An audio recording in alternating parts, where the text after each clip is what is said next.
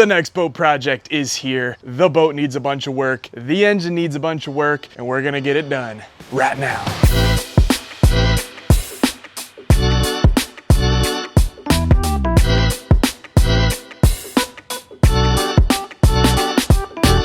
All right, guys, this is a 1994 Sea Nymph with a 1994 Johnson 48 Special. I bought the whole thing, boat, trailer, and outboard for $600. If you guys remember the last boat, the Spectrum, I also bought for $600. You guys are probably gonna start thinking that I'm lying about prices. I am not at all. The guy was actually asking for $1,300 originally. He was right here in town. I went to go check it out in person. I did not want to take on this project for $1,300. Old guy wanted it gone. He said, make me an offer. I kid you not, I said, sir, I don't even want to. I don't even want to be insulting to you. You'll sell it for more. He said, well, go on, make me an offer and you might take it home. I told him I had to be in it for $600 to even make it worth my time. But I kid you not, he told me deal at $600 and told me to take it home. There are people out there who just want the dang thing out of their garage. So now I'm gonna go ahead and get all the junk cleaned out of this boat, get her stripped down a little bit so we can see what we're working with.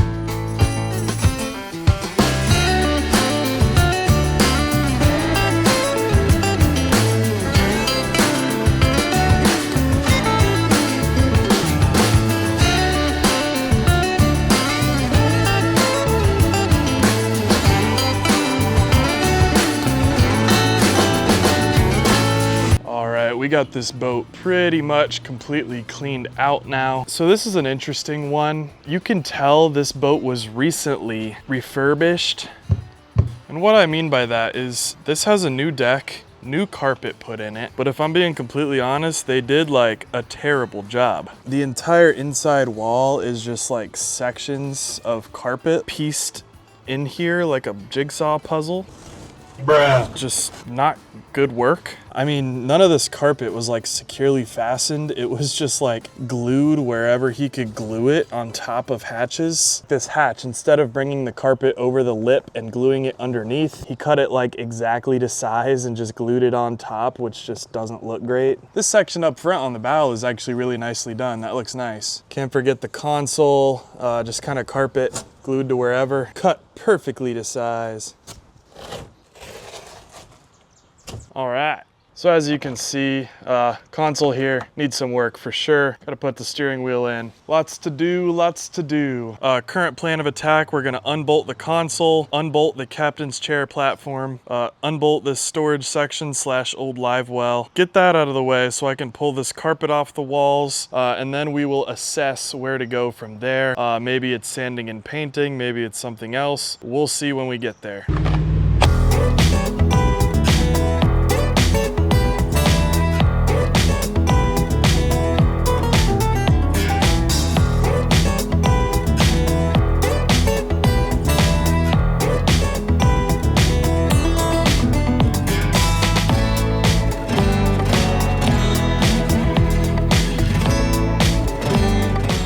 Guys, got everything pulled out of here. I'm gonna go ahead and start peeling off the carpet that's on the sidewalls here.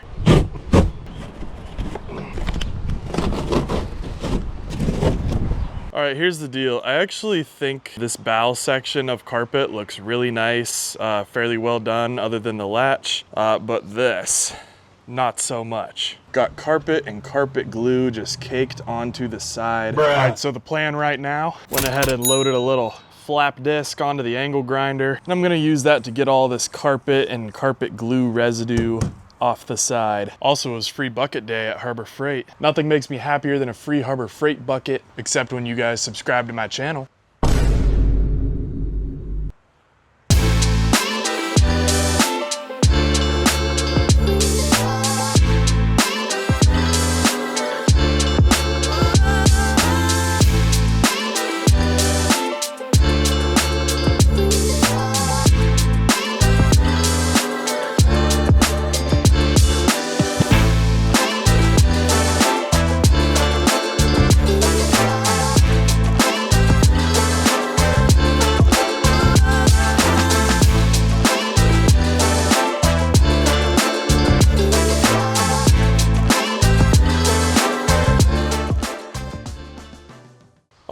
right, did a little bit of initial taping off here. After 5 or 6 trips to Lowe's, I finally decided on this matte vintage gray color to coat the inside of the walls with. So yeah, let's go ahead and start painting.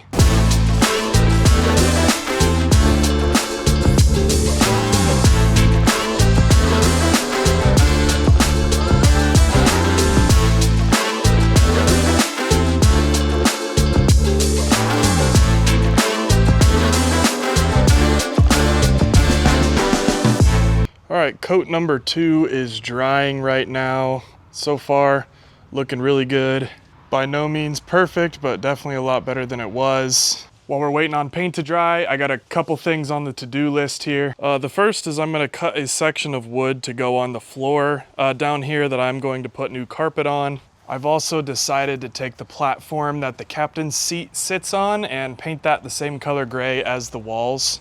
I do think that would look really good. And I am also going to completely redo this console, and everything is going to be carpeted. So this is going to look much better and carpeted when we're done. So we're gonna start with cutting this guy out back here and making sure that fits properly.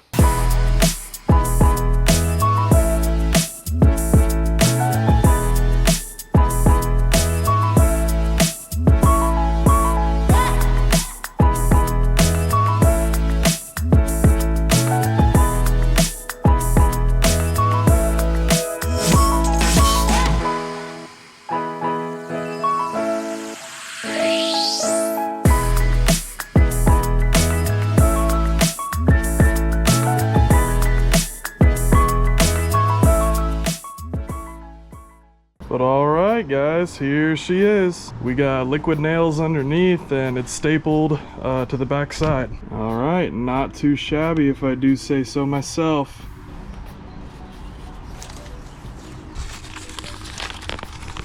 Paint's not looking too bad at all. All right, time to sand down and paint this captain's seat.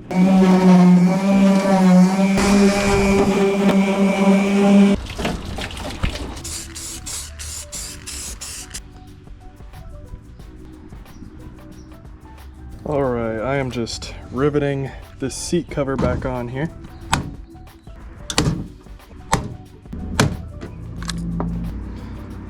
Just like that. This thing is starting to come together. So one thing I did do is I painted the trim black. We got nice black trim. Our captain's seat is looking pretty good. Just gotta bolt the chair back on there. It's definitely starting to look more like a fishing boat. All right, next step for the Sea Nymph, we gotta tackle this console. Found some broken wood paneling at Home Depot I got a great deal on, so that is what we are going to be putting on the outside of the console. And this paneling is going to have carpet on top. So yeah, that's the plan for the console. But yeah, overall very stoked with the way the boat is looking right now. So let's knock this console out.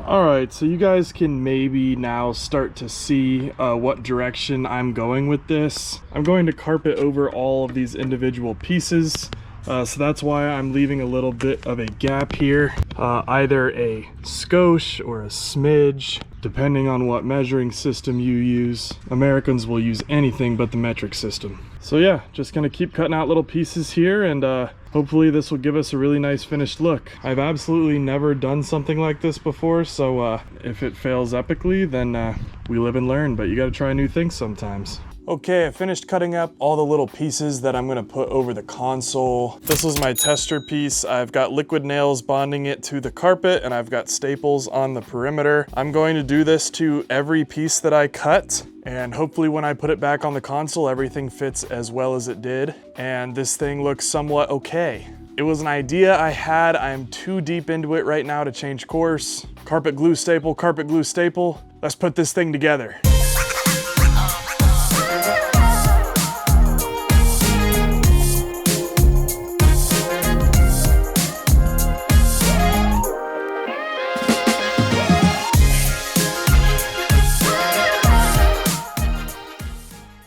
All right, guys, just about got this thing wrapped up. Check out how sweet that's looking. I think this thing is looking super clean, honestly. I haven't attached this last bottom panel yet because I still need to get in there with the steering cable and steering wheel and all that stuff, but that's gonna be snugged up good to finish it off. So now the last piece to the puzzle here is just to cut out our new section of wood with a new steering wheel hole, a new hole for the electronics, carpet over top of our new cutout, put that on, and this thing should be looking pretty nice. All right, now we officially cut out a spot for our switch panel, got our steering wheel mounting bracket installed. All we have left to do is carpet over this wood, install the steering wheel, and we'll be off to the races here. All right, last night we got the console and steering wheel installed, got the cable running all the way back here nicely, and it's all hooked up to our outboard, which is great. Steering system is working perfectly as well. Now that our console is good to go,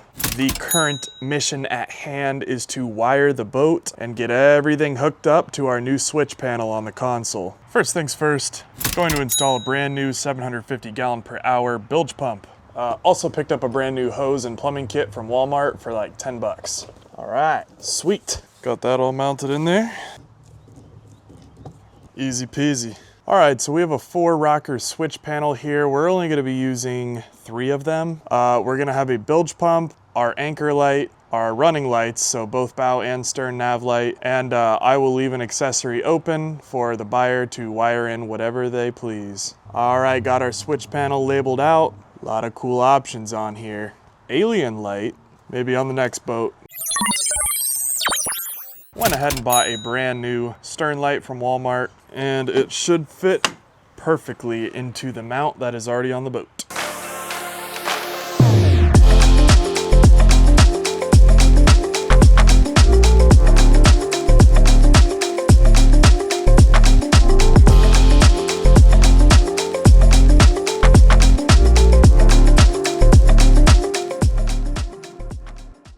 All right, it's been just under an hour since we started, and we're about ready to button everything up. I have all the accessories running through an inline 10 amp fuse, and we're gonna go ahead and plug in the switch panel and see if everything works. Beautiful, let me get a stern light. Very nice. And how about some running lights? Boom, baby. Hit the bilge pump. All right, went ahead and got some split flex tubing and did a little bit of a cleanup job on all the wires. Got all of our fuses kind of bunched together nicely. Yeah, all the electrical looks super clean. Actually only took me like maybe an hour to do all the wiring on this boat. Very small boat, really easy job. Nothing crazy going on at all. I still need to install a control box and cables going to the engine. Got to clean up this little live well thing. Got to get some of this rust off the trailer. And of course, gotta get this engine running good. All right, if any of you guys watching are wanting to get into flipping boats and outboards like this, you can officially join the Boat Buys community. Boat Buys is the one-stop community where you will get access to all the resources you need to become a profitable boat and outboard flipper. First thing you're gonna get is real-time access to chat with real licensed marine mechanics about your projects. Second thing, we will be there to help you analyze listings, create listings, and just get the most money out of your deals. Number 3, our team is going to be sending out marketplace deals from all over the country where we believe you guys can make money in your neck of the woods. We are also going to be releasing cash prizes that we call bounties for successful flips on certain items. That's going to be a good time. You're going to get access to a huge content library, PDFs, manuals, documents, spec sheets. Everything's going to make you a better mechanic and a better flipper. This community is for everyone, already successful flippers, people that are just breaking into it. Joining this group costs less than what you spent door dashing lunch to work the other day, but only for the next 14 days. So if you guys are ready to start making money flipping boats and outboards, join right away. The price is going up in 14 days. So hit the link in the description. Me and my team are waiting on you inside to help you start making money flipping outboards, flipping boats. Boat Buys is officially live. Let's get after it. I think first and foremost, got to get the control box installed. This here is the control box that I bought with the boat. It's a console control box. I don't really like it and I'm not gonna use it. I found this genuine OMC control box on Marketplace for $50, cables included. These things are like $350, $400 on eBay, so that's a deal. Got our control box installed. She's good to go. Now we can look at this engine. All right, we got an engine here that we know nothing about. So step number one is make sure we got some good compression.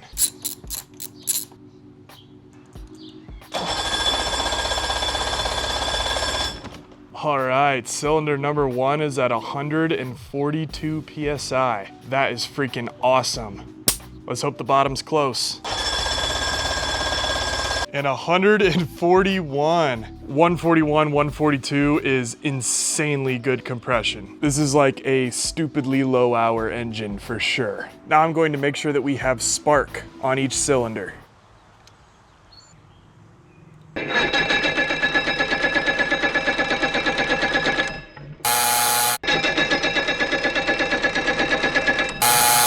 All right, unfortunately, we do not have spark on either cylinder. So we're gonna go ahead and go through the diagnostic procedure right now. I removed the black and yellow kill wire, so that automatically rules out any issues with the kill circuit system. So now we're gonna test the ignition coil, the stator, the timer-based trigger, and the power pack. Let's see where our problem's at. All right, guys, the ignition coil looks okay on a visual inspection. I don't see any cracks, but we are gonna test some resistance on it. From here to engine ground, I'm looking for 0.2 to 1 ohm. And we got 0.3, that one's good. Now I'm gonna check the secondaries. That's where the spark plug boots connect to right here. From those nodes to engine ground should be like 300 to 500.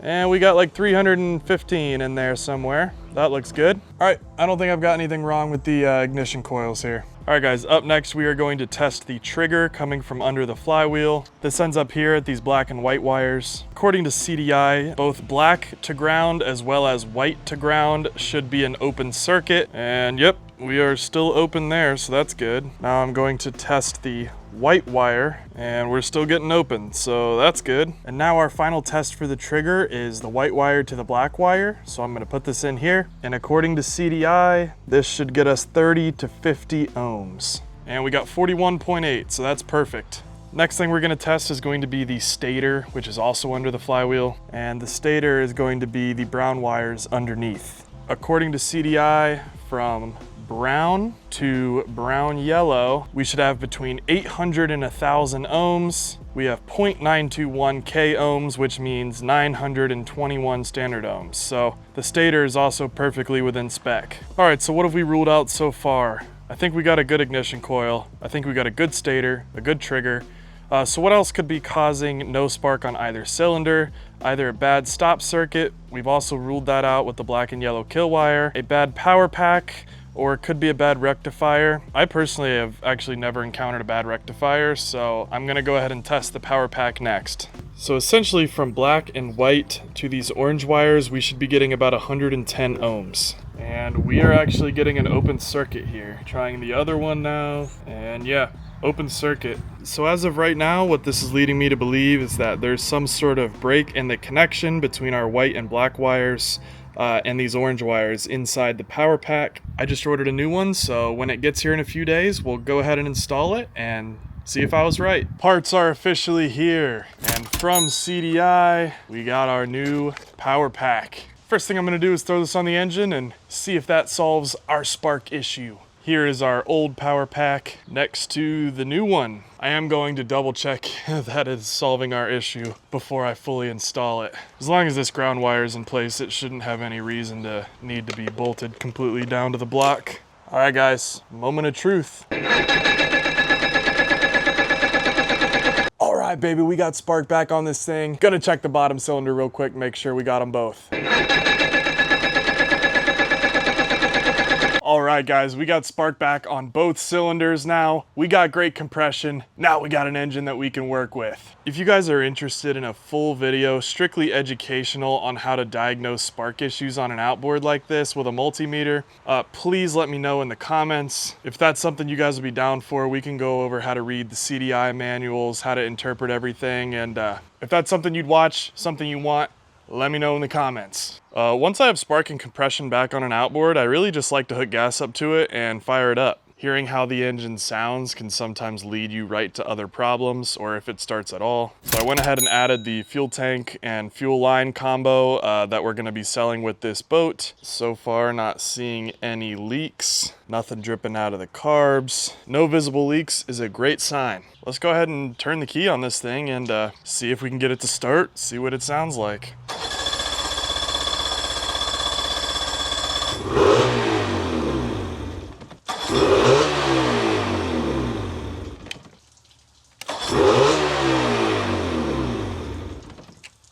did start right up, which is really good news, but I could tell in the first half second, those RPMs are way too high for a first start. I was not going to allow that to continue at that high of RPMs, so we're gonna do a little link and sync on the carbs and see if they're cheated open at all on the butterfly valves. So let's pop the airbox off. All right, so right away we can see a few things that are kind of off. In neutral at idle, this roller should be closer to these two arrows here. Also, this roller here on the butterfly cam should be on that line or really close to it. Also, not sure if you can see in there, but our butterfly valves should be almost entirely closed off. Those are cheated open a good amount right now, so we're gonna need to fix that. The next thing I'm gonna be checking is this throttle control rod here. From this center point to the ball joint is gonna be 7 13/16 inches. And that is dead on the money. That's not gonna need adjusted. These two ball joints up here on the spark control rod should be like 2 1/16. That's also perfect. Next is gonna be this idle screw here with this rubber stop. This looks like it's super tight right now, so I'm gonna back this out until this roller is forced between these arrows. That looks pretty good there. Tighten up this nut. Now if you'll notice, those changes just kind of naturally put our butterfly cam roller right where it should be. I'll go ahead and tighten that up. Okay, here is where the butterflies are now. Completely closed off in neutral. If I go full wide open throttle, now you can see that they are completely horizontal, wide open. Okay, let's see if we can start this now without a vicious 10 trillion RPMs as soon as it fires up.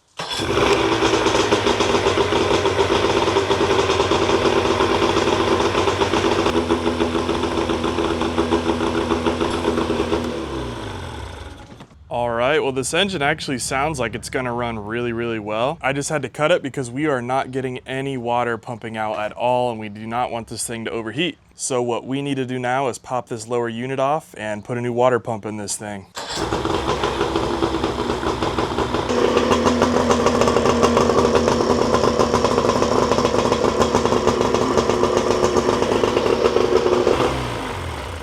Engine sounds like it's running really good. Super happy with it. Getting super close to a water test on this bad boy. Gotta go ahead and make this storage compartment somewhat pretty here.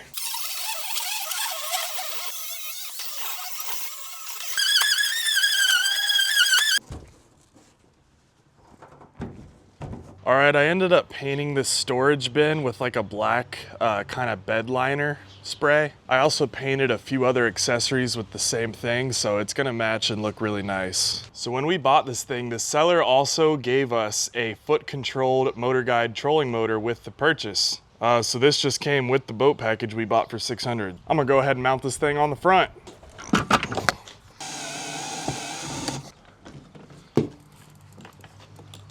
All right, we got a trolling motor. All right, so I'm just kind of wrapping up a few last minute touches here, doing a lower unit gear oil change. We did the spark plugs. Also took an angle grinder to all the surface rust on this trailer and gave it a decent coat of white paint. Not perfect, but looks a whole lot better than it did. But all right, this boat has come a super long way. We are completely done with this thing other than a final cleaning before we sell. But she is ready to rock and roll, ready to catch some fish, baby. Time to saddle up and hit the lake.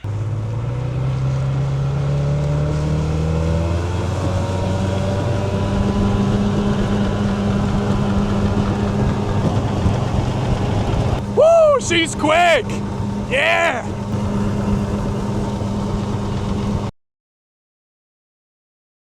My $600 drone just disconnected and fell out of the sky into the lake.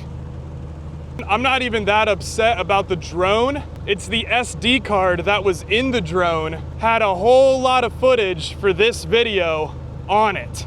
Sorry guys, that just really ruined my night.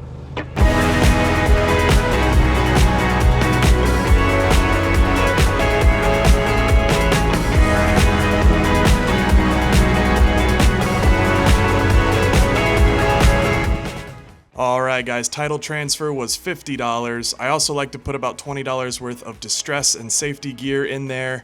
That means we spent $1,400 on this boat. Had some unexpected expenditures in there, but that's okay. That means we will make about $1,500 in profit. As always, thank you guys so much for watching, and don't forget to hit the link in the description underneath the video if you are interested in our boat buys community. I will see you in there, and I will see you on the next boat flip. Have a good night, guys.